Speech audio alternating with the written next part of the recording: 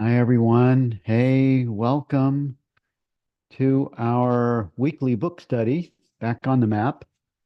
When we end in the fall, it's because I just want to break from it after many months of the book study.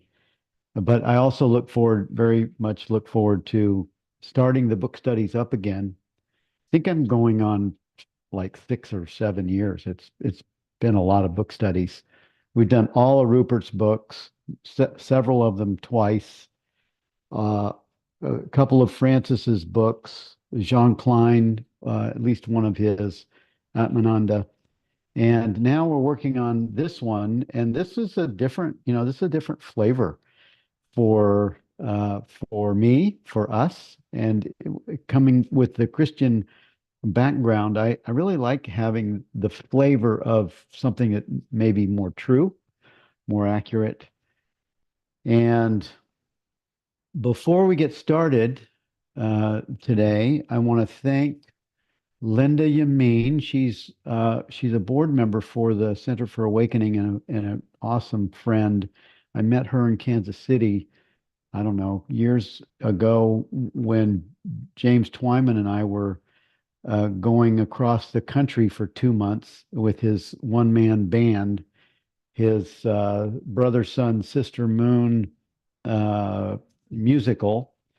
And I was his cameraman for his documentary. It was so much fun, but that's where I met Linda Yameen. And she sent me an email and has to show me a video of a professor at Yale University that speaks about the Gospel of Thomas. And I'm just going to play 15 minutes of it. It's a 50-minute video, but or actually maybe even 12 minutes of it because I think it's relevant. I think it's really good. So thank you, Linda Yameen, for sharing this with us. And then we'll watch this professor for a few minutes. I think it's really good and I think you'll like it. So, and as I said, it's relevant to this, what we're looking at. And then we'll get into the sayings starting with 9. And I hope you came ready to participate in being a co-host today. So let's take a look at this professor. See if I can share this with you. Let's see. Um, Here he is. There's a place to share sound. There it is. Okay. And we'll just watch a few minutes of this. 12 minutes, I think. One of the themes of the course, maybe the main theme of the course, is the diversities of early Christianity. In fact, a lot of scholars like to talk about not Christianity in the first 100 years, but Christianities. This is one of the themes also of Bart Ehrman's textbook, so you should have picked up on this. There's lots of different kinds of Christianities, and we'll be talking about those kinds. Right. Today, we get to one of the most interesting differences to most people because most modern people are not at all familiar with the Gospel of Thomas. And so the Gospel of Thomas, not in our canon for several reasons, but we can talk about that at some point at the end of the lecture if you want to know. The Gospel of Thomas has become very famous, though, in the last part of the 20th century because it was rediscovered and published and it's created something of a sensation. According to the tradition, according to the Gospel of Thomas, Jesus had a twin brother. And his name was Didymus Judas Thomas. Now, Didymus is simply the Greek word for twin. It's also used as the Greek word for testicles for obvious reasons. There are usually 2 of them. So Didymus is the Greek word for twin, and Thomas is from a Semitic word, either Hebrew or Aramaic or Syriac, which are all 3 similar languages. Thomas would look like twin in those. So the guy's name is Judas. The Hebrew version would be Judah, the Greek word would be Judas, and the English version is Jude. So you sometimes see it in English translations, Didymus Jude Thomas. But it's the same word, Judah or Judas. So his real name is Judah, or Judas, and Didymus and Thomas are his nicknames, one Greek and one Semitic or Aramaic. He was the twin brother of Jesus, according to early Christian tradition. Now, just one strand of early Christian tradition, that is Thomasine Christianity, the forms of Christianity popular especially in Syria and the East, which traced their existence back to the Apostle Thomas. So there really was an Apostle Thomas among the 12 of Jesus' disciples, and having that nickname twin. Traditional Orthodox Christians don't believe he was Jesus' twin brother. They just believe that he had the nickname twin because he was somebody else's twin brother. But in Thomasine Christianity, he was connected to Jesus himself as Jesus' twin. According to some forms of Eastern Christianity, therefore, especially the early forms in Syria, Mesopotamia, and India, and yes, there was very, very early forms of Christianity in the west coast of India. And if you meet an Indian person who's from that part of India and who considers themselves Christian, and they've been Christian for generations and generations, they will tell you, yes, Thomas was the apostle who brought the gospel to India the first time. So there are ancient traditions about this, and modern Indian Christians still trace their church back to the apostle Thomas. There are all kinds of Thomas literature from the ancient world. It's not all alike. It doesn't all represent one kind of Christianity or one church or even one region. But besides the Gospel of Thomas, we know of the Infancy Gospel of Thomas. This is a wonderful little document. If you took my historical Jesus class, you get to read the fragments of the Infancy Gospel of Thomas that we still have. And it shows Jesus. Everybody wonders, well, what was Jesus like as a kid? You know, what games did he play? Did he play cops and robbers? Did he play with dolls? You know, what did Jesus do as a kid? Well, Thomas tells you. It tells you, for example, that he made a bunch of clay pigeons, and when this Jew, it's kind of an anti-Jewish document, this Jew comes up and says, you're not supposed to be doing that on the Sabbath, so Jesus claps his hands and the pigeons all fly off. The clay pigeons fly off. Or when one of his buddies, he gets mad at one of his buddies, so he strikes the kid dead, and then has to raise the kid up again. When one of his teachers criticizes him, he says, "What do you know, you bimbo?" and strikes the teacher dumb and blind or something. You know, so Jesus as a little kid in the Gospel of Thomas, in the Infancy Gospel of Thomas, is kind of a little rat, but that's the way people imagined him as a child. So there's the Infancy Gospel of Thomas. There's the Acts of Thomas, which are very interesting. Thomas comes across as very anti-marriage, anti-family. There's the Hymn of the Pearl, or the hymn, as it's also called, the Hymn of Jude Thomas the Apostle in the Country of the Indians. Same document. We tend to call it the Hymn of the Pearl. There's the Book of Thomas, the Contender Writing to the Perfect. So all of these different texts sprang up in early Christianity, most of them in the 2nd century. The 2nd century was a time of a lot of Christian literature arising in different places that didn't make it into the Bible. Before the discovery, though, of the Nag Hammadi codices, and you probably already know how to spell Nag Hammadi because you've seen it in your textbook. It's just the name of a village in modern Egypt. I don't remember how many I's and D's and M's and D's it has, but it's something like that. That's that right? Dylan, who is one of our teaching assistants, he's an expert on all this stuff, so he can correct me. Nag Hammadi is a village in Egypt, and in 1945, while they were digging for some clay and that sort of thing, some Egyptian peasant found 13 large books. Remember the word codex or codices I talked about in one of the early lectures means the kind of book that has pages and all sewn up on one side to distinguish it from a book that's in a scroll form. So by this time he found these books. They had been buried there probably sometime in the 4th century, so in the 300s, and they'd probably been hidden there because that's about the time that certain forms of Christianity were being outlawed and declared heretical. There are 13 of these big books, and it's right along the Nile River, and we call these the Nag Hammadi Library or the Nag Hammadi Corpus, the Nag Hammadi text. That's just because the modern village near where they were found is Nag Hammadi. Before this 1945 discovery, and the Gospel of Thomas is one of many, many different texts that were discovered in this library of material. Before this, we knew that there was a Gospel of Thomas because early Christian writers would talk about it, usually to condemn it. And we had a few papyrus fragments, 3 papyrus fragments, that had Greek versions of just parts of the Gospel of Thomas, just pieces of it, from Oxyrhynchus, Egypt. But the Nag Hammadi discovery was really very, very exciting because it greatly increased our knowledge of some forms of Christianity that the only thing we had known about them was by Orthodox writers condemning it. And you know, when one kind of writer is condemning another bunch of people, you can't necessarily trust what they say. Orthodox writers, for example, claimed that Gnostics, who they took to be these heretics, we would talk about Gnosticism in this lecture, they said, oh, they have these wild sex orgies, and they drink blood, and they have cannibalism. Well, regular Christians were accused by their enemies of doing precisely the same thing.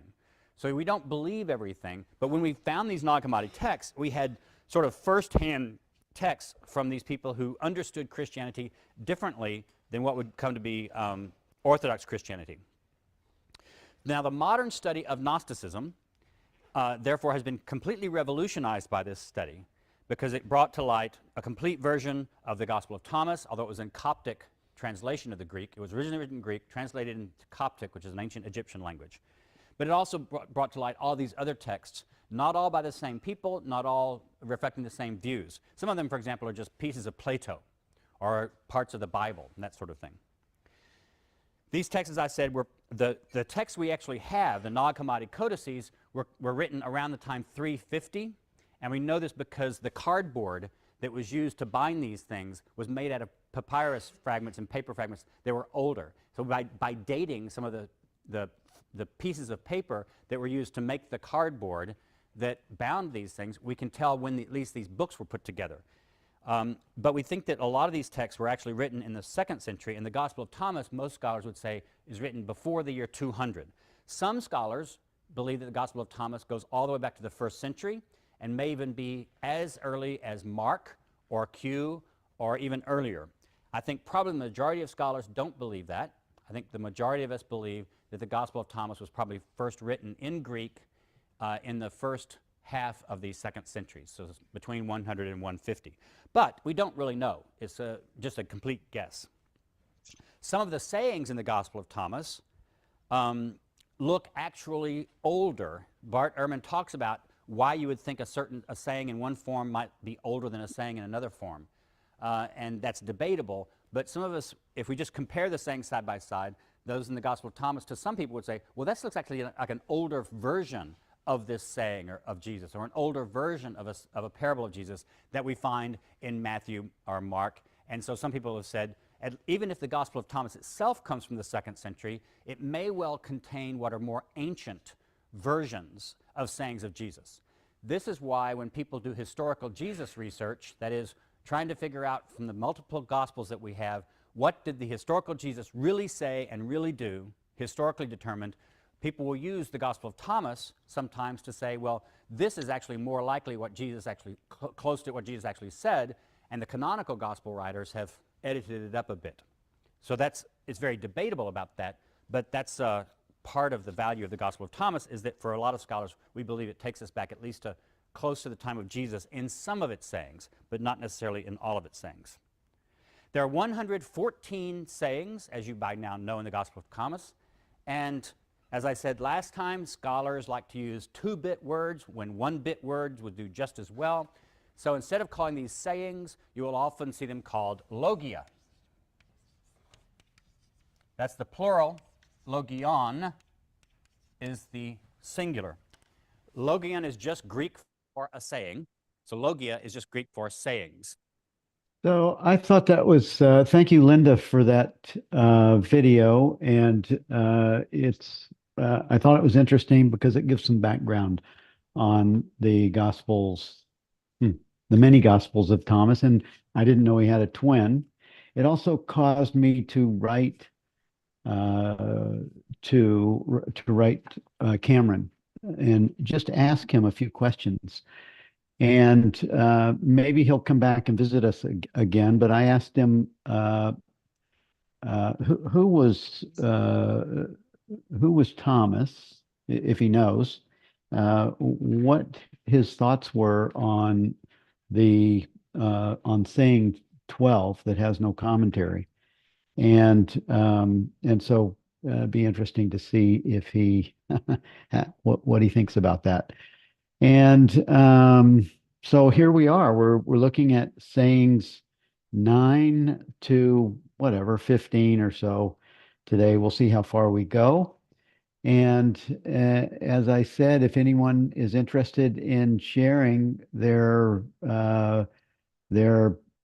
how they what their take on these things are, please raise your hand and be a co-host. Linda Yameen is up. Hey, Linda. Hi, Bill. Hi, everyone. And thanks for playing that. I just thought it was really interesting. And I mentioned to Bill that this professor, he has no non-dual understanding at all. He can't interpret any of the phrases, but he's just doing the research and the history. And it's just kind of interesting to know that it doesn't change how I read this gospel. But again, sometimes just a little background information just makes something more applicable. Just you have fun with it. Yeah, Um, I so thought so. yeah, I watched it and thought, wow, I think we should share, 10 minutes of this yeah, with the group. And thank you for that. exactly. Yeah. So do you want to start with number 9? Is that it? Yep, yep, yep. Go Um, ahead. I think I'm gonna read the whole thing and then I'll just give some little pointers what I looked at. But what I have noticed in the Gospel of Thomas is the way I read it, because I've been reading it for a while, is there's 3 ways to interpret every logian, every saying.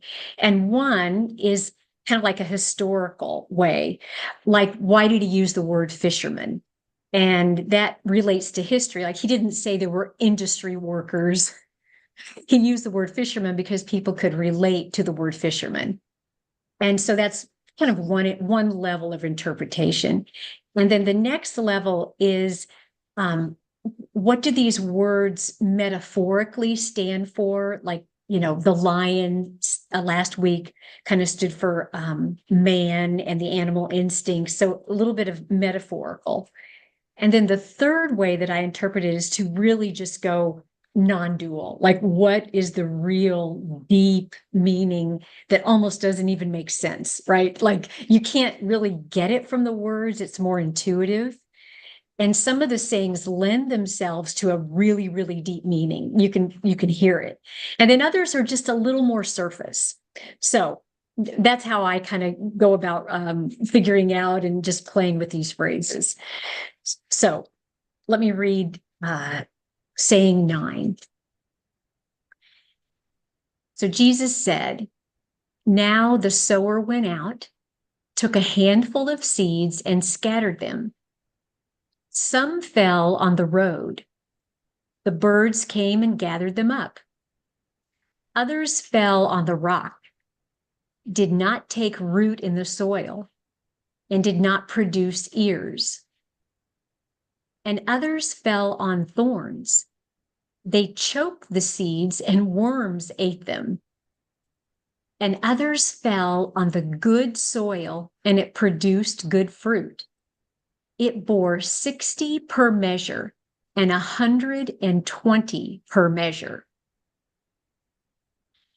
And Cameron's interpretation: "Some stones grow warm when drawn close to the fire, quickly cool when taken away. A very few who wish to know their true identity are like dry sticks, ready to be burned to ash in the fire of understanding. Those few shine brightly in the world. Their influence spreads far and wide." Wow. And it seems like sometimes Cameron's interpretation, it's like he wrote his own little saying. Like he didn't, it's like he just changed it around to another little sweet story, a sweet phrase. So yeah, Hmm. his interpretation is beautiful. For me on this particular phrase, I didn't feel like that there was a lot of like super non-dual depth. I felt like it was mostly kind of a metaphor. The sower would represent God or a very wise teacher who took a handful of seeds, which the seeds are the words of truth, scattered them around, and some fell on the road, which would be like the world, and like a let's just say like a pathway, and they couldn't grow, so the birds came, gathered them up. Others fell on rock, which is hard. So the sayings could not take root. The rock might represent like a hardened beliefs or hardened sayings or hardened thoughts. And then the others fell on thorns, which choke the seeds. And the thorns could possibly be, again, so many thoughts, so many concepts that you just can't get any more in. You can't get the truth in. And then at the end, the others fell on the good soil. The people representing the people who were ripe to learn, and it produced good fruit. And then the 60 and 120 measure would just be like a metaphor for bounty. 60 measures is a lot of bounty, and then 120 is double. So just like to show lots and lots of fruitful, bountiful truth. Yeah. So Bill, I'll stop right there. Well, I thank you. That was excellent. That was an excellent take, and I agree. I like I like how Cameron. We're just getting Cameron, just like we just got you, and it was it's nice to take this in where it speaks to us, each one, and it's going to speak to each one of us different. And yeah, I loved it. This is one of my favorites. When I lived with Muji for a little while, uh, he he gave his version. He wouldn't be reading it, but he would be sitting on a rock or a stool, and when his ashram was brand new, he just bought the land and didn't even have electricity on the property yet. We lived in tents, and I felt like, oh my God, it must have been like this with Jesus sitting around his speaking these things, and Muji has a way of speaking, has that beautiful English accent, and and it came forth very similar to the way this sounds. Yeah. This one was actually fairly easy to interpret. It's pretty Yep. obvious. There's not so much hidden. So Yeah. thank you, Bill. Yeah. Right. Thank you. Okay, Carol. Hi, Carol.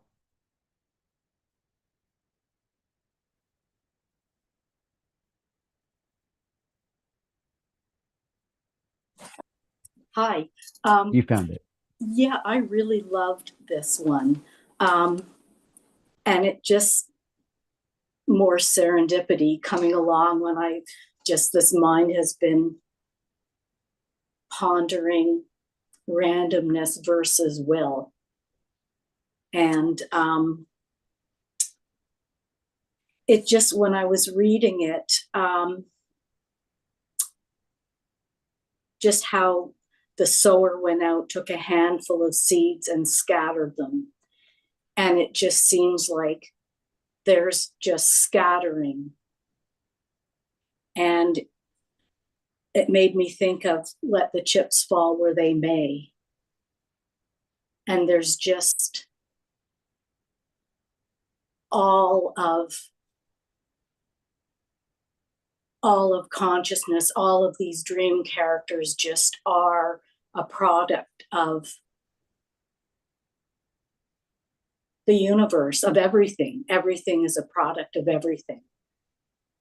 That there aren't specific wills or storylines or lives preordained or because there really doesn't seem to be time in actuality. And of course, that just goes with the concept of the story of quantum science in this world. But it's just, there's nothing actually orchestrating all of these stories, but just an orchestration of, or a happening of every possible happening.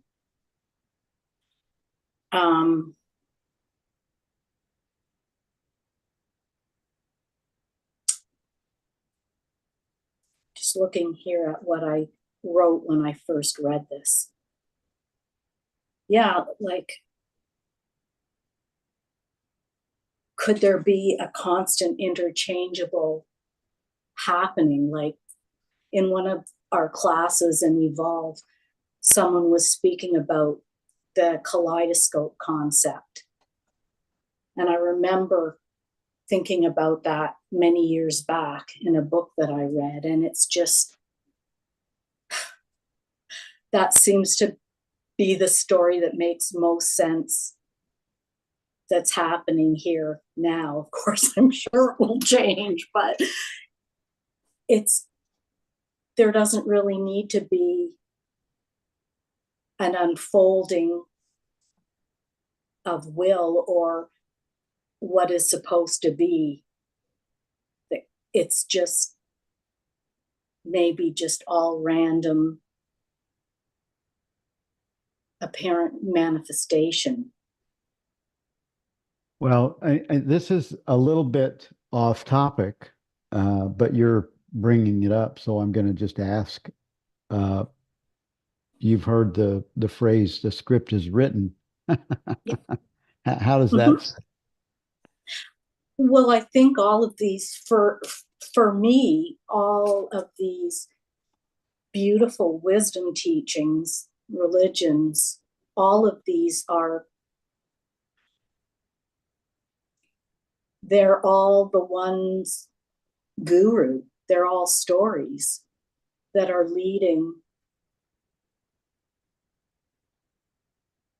apparently leading ignorance into truth. I mean, they're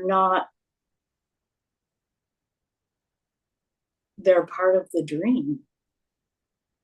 Right. And the script is written And the doesn't script, that's really, one of it the, doesn't really refer to a particular scenario. It's more, I agree. I think it's just an unfolding uh, dream or actually consciousness intentionally. This is not a mistake. It's on purpose and it doesn't and it's just happening and it has a kind of a random flow, and if we try to stop it we suffer.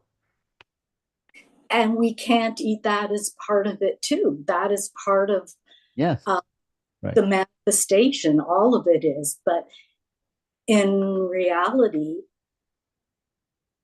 is it's all of these stories within a story, so to speak. I mean, I think I might stop there. Awesome. Thank you. I'm sure Rick has something good to say. Thank you, Carol. Appreciate that. Oh, hi, Bill. What this thing evokes to me, and it's a very common saying, is something that really is happening constantly. We see it every day through our eyes. Um, uh, I would say that the sower, you could say the sower represents the teaching, or it could represent an established being, somebody that knows their true nature or is acting from that ground, so to speak, and influencing others. And the road that the seeds are thrown on, the road, the rocks, and the thorns really represent the different levels of ignorance. Okay. Some, the rocks may take a little bit better than the thorns, different levels of ignorance. People that have ears, but not ears to hear, so to speak. That old saying.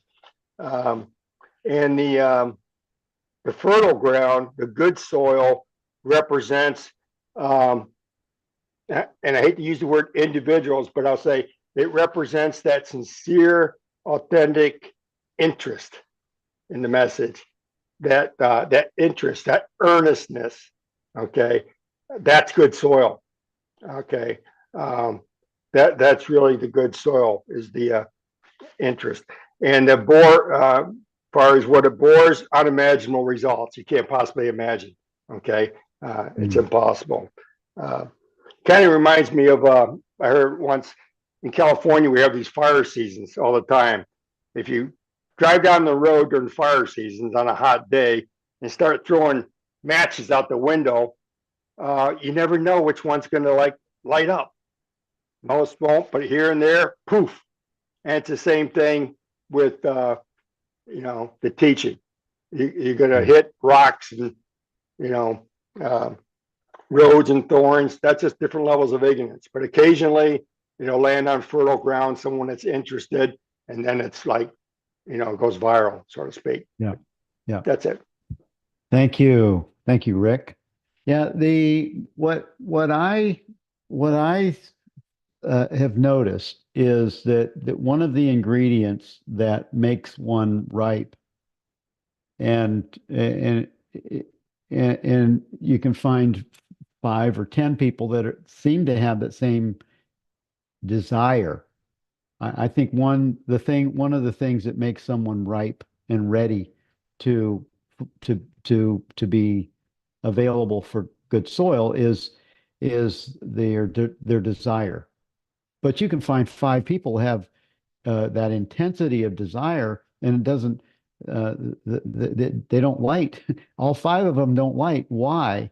Well, a lot of us are fixed in our beliefs, in our preferences, in our grievances, in our identification with this, the bodysuit.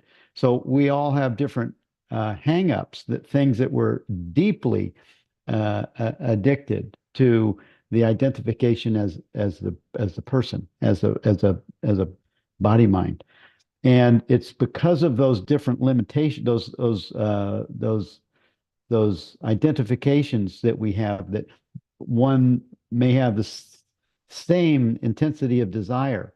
Because some people say, oh man, I just want to wake up. I want it more than anything. But yet they still are holding a grievance against something that happened, 25 years ago, or happened to a child or a cousin or a family member. So it's those kinds of things. That readiness, that good soil is when the obstacles to awakening are sufficiently removed, where one who has ears to hear actually can hear and accept the truth of their being. Yeah. Thank you. And Kim, come on down. Hi, Bill. Hi, everybody. Yeah, I was thinking of the seeds as our actions, our thoughts, our way of being in the world that I feel I want to attract people who are interested in spirituality, non-duality. But sometimes I might say something about looking at something with a different perspective, perhaps, and that seed will have been thrown on a rock, just deaf ears. But it's also that what I was thinking was, I can't tell by looking if someone is soil or rock. They may appear to be rock in all their hardness or what appears to be their resistance. And yet we all have, as you say, these layers of hardness and resistance and indoctrination and such. And so what I wrote, a question to myself is, where am I invested, not in sowing the seeds, but in their fruit? Where am I more concerned about how it's received than just being the light and offering the alternative to the store clerk or whoever it is? That's what came to me. Nice. Thank you, Kim. That's awesome. Yeah. We all have, it's so interesting. Everyone has a particular thing that rings true out of these. That's why I think it's great to have such a variety of context and responses. Barbara. Hi, Bill. Thanks for doing Hi, this. you're welcome. Actually, I read the book more on the non-dual from the perspective, the inward path, the direct path. So I see this as my path. Actually, I've gone through every one of these things. Like, forget everybody outside me because the world isn't, it's an illusion anyways. But boy, that sure rings about as I've walked through life so far, that would be me at any other time, like different times within my walk. And so for me, this has brought me, this is in my, non-duality, that it's being, expressing itself through each stage of growth, we all are going to go through it.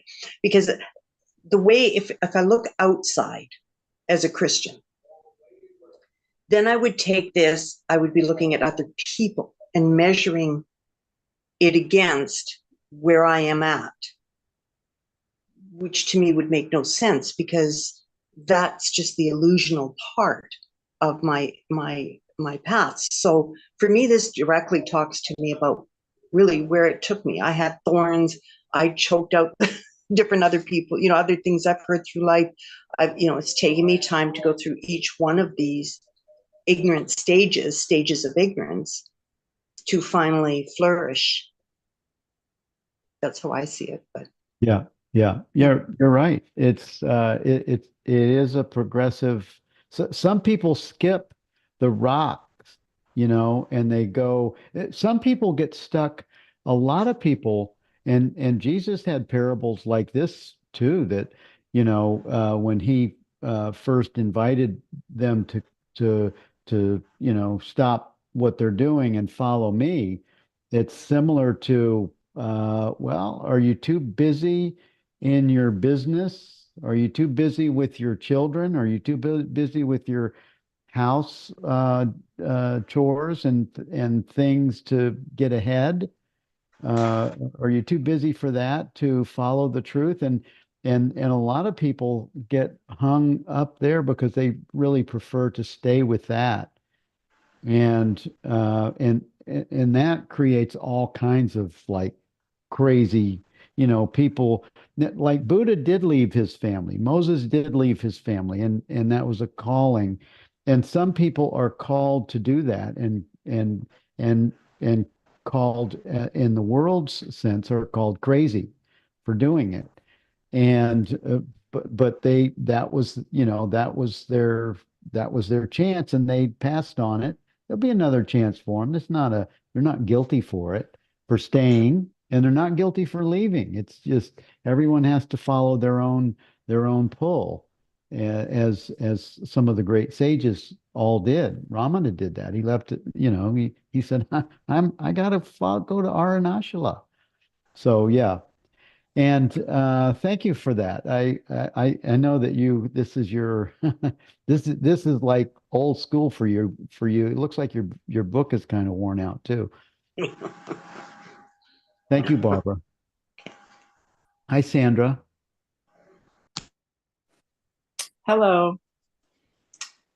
As I read this, it was Cameron's interpretation that just struck my heart, and just a few things that I don't think have been mentioned yet. The line, first of all, about the stones that grow warm when drawn close to the fire, but quickly cool. I thought that's what would happen to me. I really thought that would happen. But my experience is more like those who wish to know their true identity are like dry sticks, ready to be burned to ash in the fire of understanding. I thought that was so powerful, because after my first awakening experience, I kind of wanted to just go back to my regular life. I thought this would just be a nice little extra fun thing, But it wasn't like that. It was like compulsion. It was like it was more than strong desire. I had no choice. It was drawn to the fire. And as I went into deeper understanding, I thought, wow, this doesn't just want a part of me, it wants all of me. All of me. It's even hard to put into words, but it was so compulsive that more and more was dropping off. And this ready to be burned in the ash of fire, that sounds pretty radical, but that's what it is. Yeah. And so I feel like what Cameron did was he took this beautiful saying and he really went deeper. He went into what is good soil, what is good fruit. And so that's all I wanted to share. Yeah, that's beautiful. Thank you, Sandra. Does somebody have a mic open? It sounds like there's a mic open for someone, and I can't see it to turn it off. Check your mics, please. Make sure they're closed, or dishes or something. Um, it's interesting. The what you took from that was it's like there was a compulsion. It seems like there is when you're ready, it's like you can't not do it. You can't not follow this pull. That happened to me, at 27 years old. I'm so grateful that I did Christianity first, and it caused me to stop drinking and all the partying because I'll be 70 this month, and the body's it's more healthy because I didn't spend all those years drinking and smoking and partying with stupid stuff.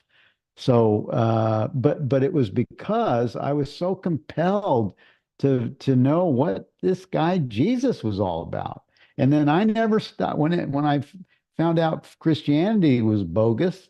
I'm thinking, well, I'm super happy that that's bogus, but there's something more real behind, another door, another curtain. There seems to be so many traditions, so many kinds, flavors of awakening, and I'm super excited about that too because everyone's on this path of awakening exactly where they're supposed to be, and we don't have to hurry anyone along. Everyone is in the sandbox of consciousness, doing their part perfectly. Atheists to and I hate to say this, to killers. Everyone's doing their part. And thankfully, it is a dream. It feels pretty real sometimes. But yeah, thank you, Sandra. And Julie. That was beautiful. The whole thing about compulsion to find the truth, even if that means burning up of identity. That was a good one to move us to the next one, if that's okay. To go, so we get more than one done today. Is that all right? Right. Yeah. So number 10. Number 10. Yeah. Thank you. Jesus said, I have cast fire upon the world, and see, I am guarding it until it blazes. And then Cameron said, the truth is revolutionary. It shatters all our pre-existing notions of, quote, reality. It undermines all society's power structures. Jesus knew exactly what he was doing. He lit the touch paper of a firestorm of change. And yeah, he did. And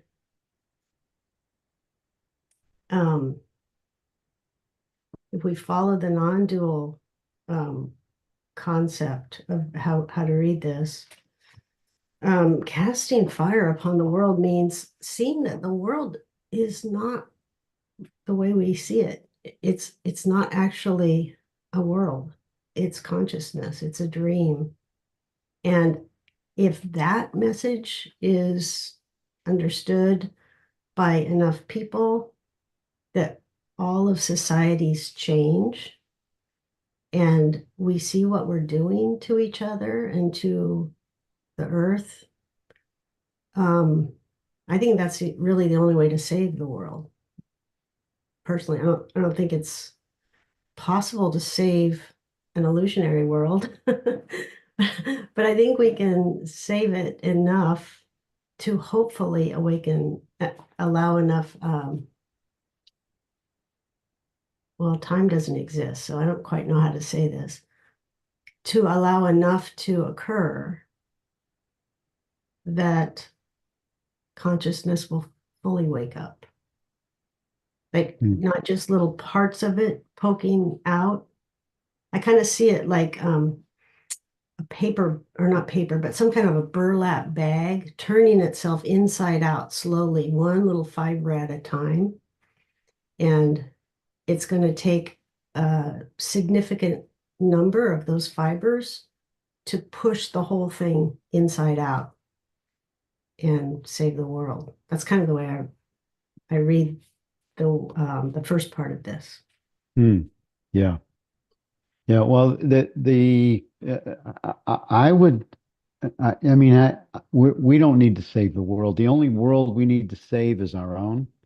And by doing that, and there's a line in the course that says the sole responsibility of a miracle worker or awakening consciousness is to accept accept atonement for yourself, or to accept your own identity as consciousness. That's the world. That's the entire world, because there's only you. There's only and on another level, on a relative level, I'm with you. I'd love to see. I like to see more, uh, uh, more consciousness caring about consciousness. Yeah. Consciousness caring about itself. Yeah. Yeah. It's like the actual, if the actual can actualize, it can save the relative. Something like that. Yeah. That's kind Yeah. of the way I see it. True. Yeah. But we don't want to get hung up there, because then you're living in preferences, True. and you have to have no attachment to the identification of the body mind. Yeah. That's like the moth that's compelled to fly into the flame. You know what I mean? Yeah. Yeah. Thank you, Julie. Yeah. Jude, come on down.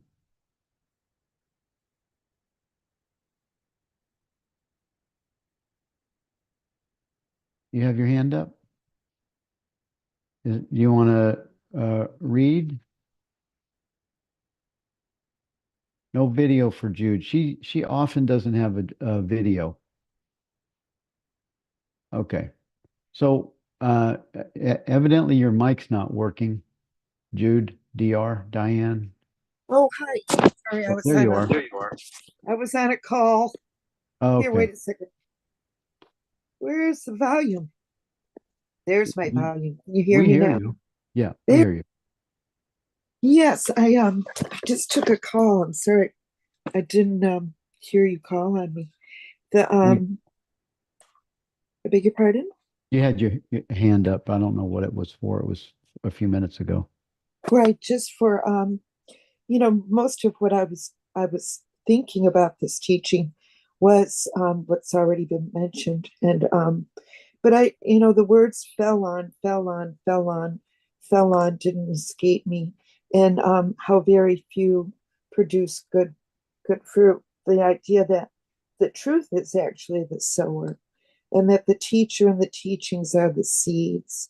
That we meet teachers along the road, or sometimes they fall down and just get lost, get caught in the choke weeds on the side of the road. There all these distractions, and the idea of casting pearls upon the swine kept coming to mind, because it was an expression my friend used to say to me all the time, that when the teacher is ready, when the student is ready, the teacher will appear. And you can speak the truth, but and the truth can only be recognized by the truth itself. And that's something that I caught from that professor from Yale. He said the truth recognizes itself and holiness recognizes itself. And the two don't meet, they can't meet. The ego never meets the spirit. And this at this junction in recognizing that enlightenment wants to enlighten itself, awareness of itself to itself. And it uses Jude as the instrument. And Jude doesn't have anything to do with it. Jude can be as ready as she thinks she is. Like you said, Bill, I'm ready, Lord, beam me up. I'm ready to be a light. I want to be a lighthouse. But that earnest and vigilance, and I truly believe that because the Course speaks of it as understanding the conditions for it. The conditions for knowledge is peace, quiet, still mind. And these are pointers. But to be that is, I can be all ready and waiting just for you, Lord, and here I am. Yeah. So, yeah, the truth recognizes itself. Yeah. Thank you. Complete. Yeah, thank you. Yeah, the truth is itself. The truth is realizing itself. And you're right. Jude, Bill, Angelina, Lindsay, Rick, no, these guys, these are the moths that have to burn up in the flame. They don't even start the search. It's a way, I call it awakening awareness starts and it's the ignition. Oh, And yes. One last thing, Bill, excuse me. And when I was in a state of real longing and yearning, like pitiful, begging God, I want to experience you. I want to know you. And my friend simply said to me, said, God, you're yearning for God as God's yearning for you. It's one and the same thing. Don't you hmm, know? yeah, yeah, good. Just simple. Thank you. Yeah, very accurate, very, very direct. So who would like to read 11? Do we have a reader for 11? I can do it. Go ahead. Jesus said, I have cast fire upon the world, and see, I am guarding it Wait, until. wait, wait. Are you reading 11 Oh, from Cam's yes. book? Oh, no, I'm reading 10. I'm Okay, reading 10. Sorry. okay. Let's read 11. Okay. Jesus said, this heaven will pass away, and the one above it will pass away. The dead are not alive, and the living will not die. In the days when you consumed what is dead, you made it what is alive. When you come to dwell in the light, what will you do? On the day when you were one, you became two. But when you became two, what will you do? Everything that has a beginning has an end. If you seek that which is eternal, you must look for that which is without beginning.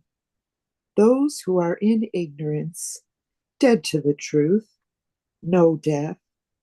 Those who are awake to truth recognize that they are life itself, eternal.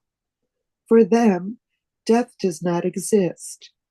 In ignorance, you took the world, materiality, to be the ultimate reality. Now that you see the truth, what will you do? Once you were whole, excuse me, I wanted to laugh. Once you were whole, oneness itself, but you chose to experience separation. Now that you experience life as a fragment, what will you do?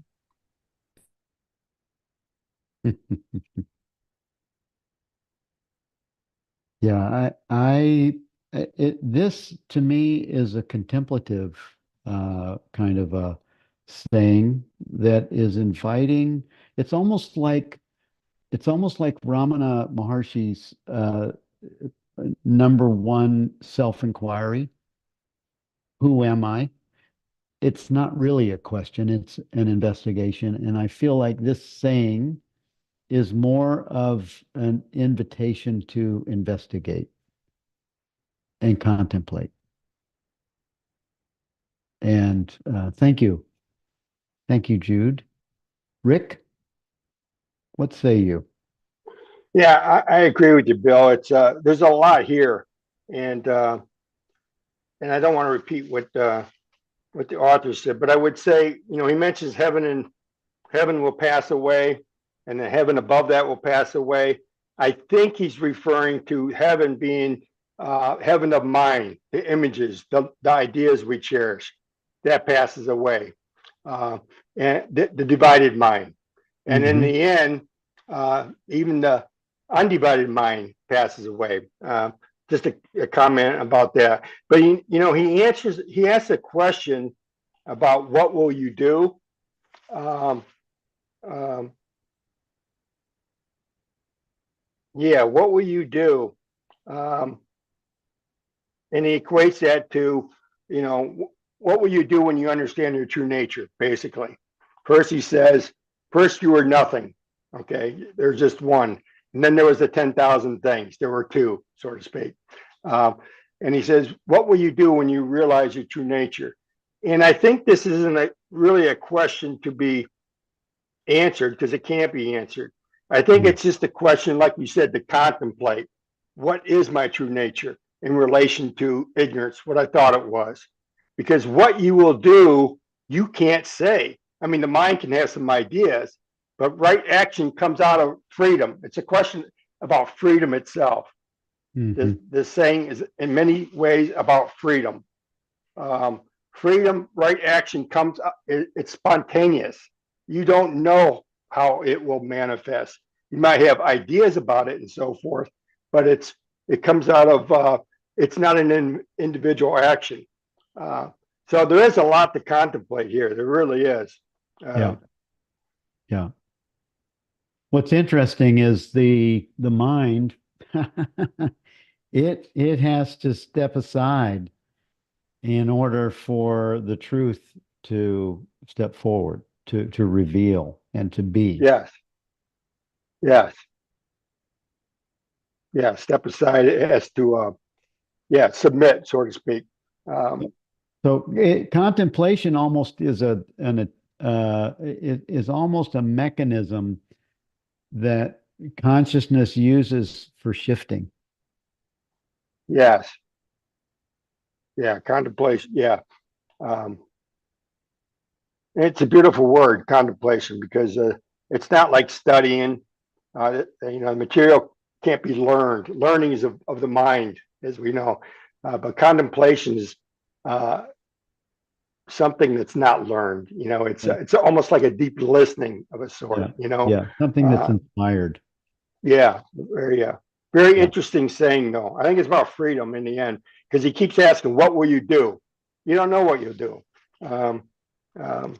That's why it's not really a question. Right. But it provokes that contemplation, Exactly. Who's going to be doing the doing, and all that and everything it entails. Good one. What's interesting is that the mind is very fast. It wants to come in and it wants to like have a lot of brilliant things to say. It wants to have a lot of intellectual ideas. And it does, and it will, but it's been exposed, and it can be called out now and then once the cat's out of the bag. But will it continue to do so? You bet. Okay.